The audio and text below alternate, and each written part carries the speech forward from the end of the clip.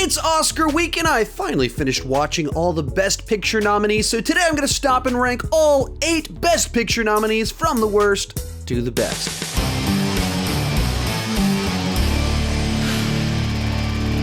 Hi, my name is Sean and I started this channel because I was driving everyone around me crazy talking about movies way too much. If you can relate, you're probably in the right place to consider clicking that subscribe button. With that in mind, go ahead and join me down below in the comments section. Share your ranking of the 8 Best Picture nominees. My list definitely isn't the right list. Talking about prestige films isn't the thing I'm most comfortable, or I wouldn't say best at, but I would love to see your list down below in the comment section. And with that said, let's get started. Coming in last place is Mank. David Fincher perfectly recreates the style of storytelling from the late 1930s, early 1940s, and tells a story set during that time period. It's about the creation of Citizen Kane, and in many ways, it is very reminiscent of the style of the film Citizen Kane. It has all the rat-a-tat dialogue from movies at that time with the wit and the way they're delivered. It's filled with a bunch of world-class actors delivering world-class performances, which is in particular impressive because their performances are in the style of acting from 80 years ago that we don't really do anymore, but they nail the style of it.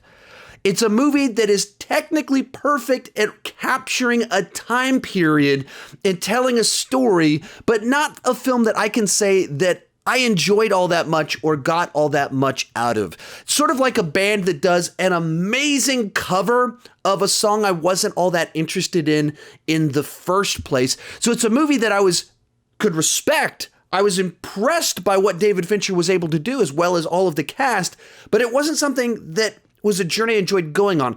Likewise, it was a film that seemed to have a pretty steep learning curve that assumed the audience had a certain amount of knowledge of Hollywood at the time and politics of the time, and if you didn't have an active knowledge of that information, it felt like you were playing catch up the entire time with everything kind of going on throughout the script. And so it was one that, like I said, it did what it was trying to do very well, but it wasn't something designed for me personally.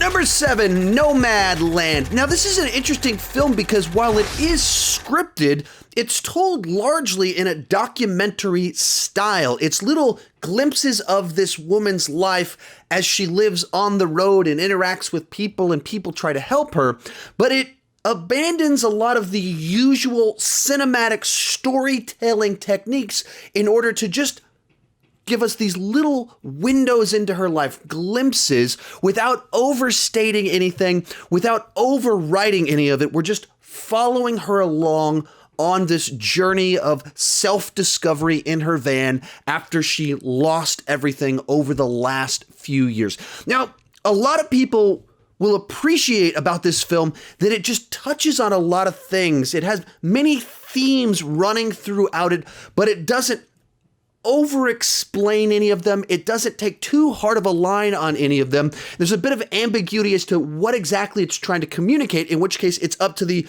audience to interpret what's presented in front of them, much the way art is up for interpretation. It's a film as cinematic art. For me, I find a lot of that more frustrating than satisfying. Even after I watched it, I read kind of the little summary reviews on Rotten Tomatoes, and it seemed like everyone found something totally different in the film and went in a totally different direction with what was being explored with the film. And I totally get why a lot of people would love that about this film. For me, it raised more questions that I wanted answered, and it didn't provide satisfying answers for them. Or as I was watching it, there were just sort of things like, why doesn't she do this? Why didn't she do this? And the movie kind of explains why she is the way she is and why she's in the situation. But in other ways, it was underexplored in a way that I needed more to even want to be in the conversation about the many themes being explored in the film. I needed to understand the context of this journey of self-discovery that she's on better to get something out of it. So another one that I think I can understand why a lot of people love this film and find it to be just a beautiful film it's not really designed for the way that my brain functions. Next up is Promising Young Woman. Of all the films on this list, this might be the most accessible film in that even while it's tackling very heavy and dark subject matter, it does it in a way that has a sense of fun and an enormous amount of style to it. A lot of the dialogue is just really crisp and sharp and snappy. And so even when it's going dark places, it does so in a way that manages to actually be fun. And a lot of that comes to the cast themselves, the performances that they give, and nailing the tone to be able to have the dark and the fun at the exact same time. The thing that holds this one back for me is that as I was watching it, I was thinking to myself, like, this movie has all the subtlety in its message of a Christian movie. Obviously, better directed, better written, better acted than any of your average Christian movies, but it's so heavy-handed with what it's trying to communicate that the logic bends to setting up moments where our lead character can own everyone else. And so there's a lot of things that it's not really exploring these sort of ideas. It's just setups for her to defeat the bad guys. And in doing so, it makes everyone else a straw man except our lead character. And I think one of the things that really frustrated me or left a bad taste in my mouth after the film, even though I had fun with it, is that our lead character grows and changes throughout the film. But then the movie makes it clear that it was bad that she did that. When she learns to grow and trust other people, she's punished for that and reverts back to where she was at the beginning of the film. And that just seemed like a very strange, odd direction to take things in, even kind of what it's trying to communicate and having a character arc. So as a film that just was a bit too cynical, a bit too heavy-handed, while having a lot of fun in tackling some stuff that needs to be tackled.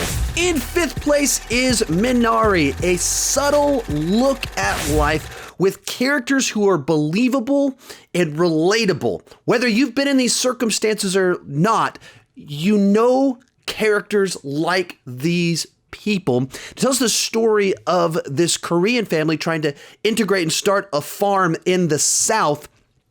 And while it touches on all the racial components and the difficulties of what they're trying to go through, what I appreciated is that it didn't turn the South into a caricature or treat all the people like evil villains. Some of them are unbelievably ignorant. They say stupid things. Some of them are bananas, but they're treated like real people. They're not treated like stereotype cardboard cutout characters, and therefore the tension and the conflicts felt real and earned. But what really impressed me about this film was its ability to build tension. The main story doesn't have like a big, obvious, urgent ticking clock that's this gigantic threat in front of the family. But as you move into the second half of the film, the movie just gets more and more stressful over the normal things that people face in real life, not big exaggerated scenarios, the tensions that real marriages, real families face, and they stack on top of each other all at the same time in ways that make individuals have to choose in which thing that they care about. And you have this husband that's desperately trying to make this farm work as his way to try and save the family, and in doing so can neglect other aspects of his family. And you see the different values of each family member and their little ways that they grow, and they do care about each other, but they have these other things they care about at the same time. It's just very human, very normal, even though their specific experiences aren't at all the experiences that I've had. The tension, the stress that you feel watching this movie as the conflicts layer on top of each other. Just a film that managed to turn things that are very normal into something compelling, emotional. And as you get to the end of it, it can be very tragic, but it also has this very hopeful vibe at the same time. Then we have The Sound of Metal, an interesting story about a metal drummer and recovering addict who very suddenly loses his hearing, and you see him process through that as someone with serious addiction problems. And what I appreciated about the film is that as you're going through it, it's not immediately obvious what you're moving towards. You know what the lead character's thinking is probably not going to lead to the happy ending that he wants, but you don't know what we do want for his character at the beginning of the film. But on looking back at the end, you realize this was the logical conclusion for this character that was on this specific journey. It's all about this character going through the grieving process about something you wouldn't normally think about in those terms. Likewise, if you don't know this about me, I actually went through rehab for addiction, for alcohol, actually at the point in time when I started this channel. And so much of that is interwoven into this film, this character's rehab journey, even though he's not in the process of actively doing drugs. When it comes to addiction and specifically alcohol, they talk about being a dry drunk, where you're not using, but you're thinking like an addict, and the broken view of reality. And that's what this movie showed so well. This character that was acting like an addict while not necessarily using it, had this broken view of reality, despite what everyone was saying around him, all the warning signs. He just had all these deceptions that he thought this thing would pay off, which is the thinking of an addict. And so it's like a movie that I didn't even realize what I was watching till I got to the end of it. When I got to the end of it, it made me appreciate the whole journey a lot more than I did even at the beginning, as someone that can heavily relate to much of what was being discussed and handled in the film. And so maybe a little bit slow for my personal taste, and light on kind of breaking the tension with just a little bit of levity, perhaps. That would have made it a bit more accessible for me, but a very neat journey. In third place, Judas and the Black Messiah, a compelling story about the leader of the Black Panthers in Chicago and the conspiracy to have him killed, and the member of the Black Panthers who was the Judas of the organization that turned him in, that was a big part of how he died. What the story in and of itself is just interesting, and a snapshot of history that holds your attention in many different ways, from many different aspects, whether you're looking at just how bad things were in the 1960s that led to the rise of the Black Panthers to try and stop what was happening, to the insanity that was going on in the government to try and stop them, with the conspiracies and the FBI getting involved. It kind of tackles a bunch of things that just immediately hold your attention. But what I appreciated is that the story is told so much from the perspective of the Black Panthers. Where you're talking about Fred or Bill, you're seeing it from their perspectives inside the community, and not trying to water down their worldview or their actions, but trying to let you understand what would lead them to be so strong and extreme in their actions, and their perspective of what the police were doing, which obviously was abusive towards them, and therefore they were just defending themselves. But at times you see them do things that are very aggressive in their action. Doesn't try to justify shooting an unarmed police officer on the ground who's begging for his life, but it puts the perspective and the context that led to that moment. And of course, the other thing that makes the story so compelling is Bill O'Neill himself, this deeply complicated person that we don't really know exactly what he did think about so much of this.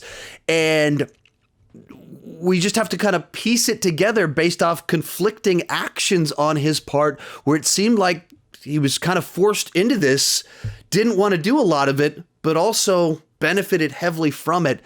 And there's just something about that that's deeply, deeply compelling. Put it all together and you just get a great film that captures a piece of history, explores interesting ideas, and can be entertaining. Our runner-up is Trial of the Chicago 7, the latest film from Aaron Sorkin tackles The Trial of the Chicago 7. It's a film was in development for over 10 years and just happened to come out at a point in time where it was remarkably timely.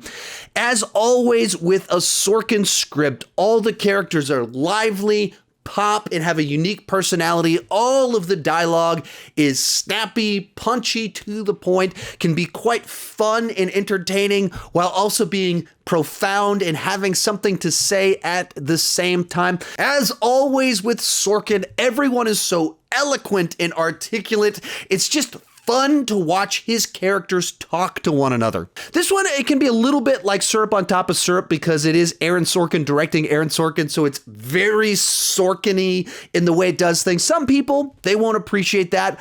I really enjoy Sorkin's highly stylized, very Hollywood-esque version of history and the way he tackles things. So this for me was a movie that I found engaging, entertaining, and kind of sucked me in from beginning to end. But in first place is The Father. The film stars Anthony Hopkins as a man with dementia, and his daughter is trying to decide how to best take care of him. But the story is told in a way to attempt to capture the way someone with dementia sees the world.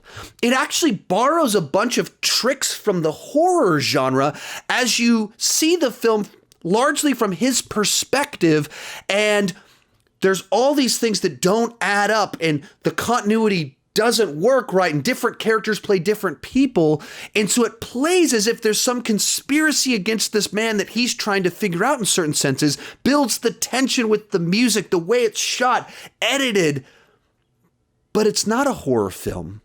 It's just the life of a man with dementia and his family trying to best decide what to do with it. And so the story's designed or told in a manner in which different actors will play the same character. Events happen out of order. Scenes blend together and then reverse back into a previous one. Characters just disappear from scenes. So we are experiencing what the character's experiencing. I can't recall a movie since Memento that has done such a good job of finding a way to tell the story in a way that captures the experience of a person with cognitive disorder.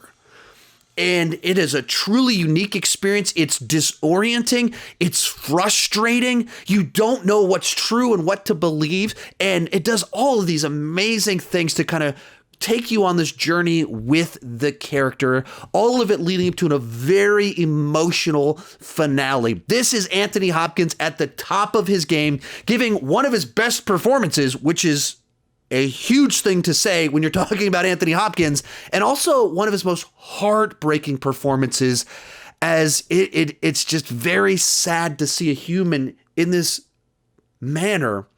And the story does it in a way that's so real, so relatable, and it was a really remarkable experience that held my attention and absolutely pulled out some big emotions. So it comes in at number 1. If you enjoyed this video, I've got more like it right over there. I don't even know what YouTube is recommending to you right now. Thank you so much for watching, and keep talking movies too much.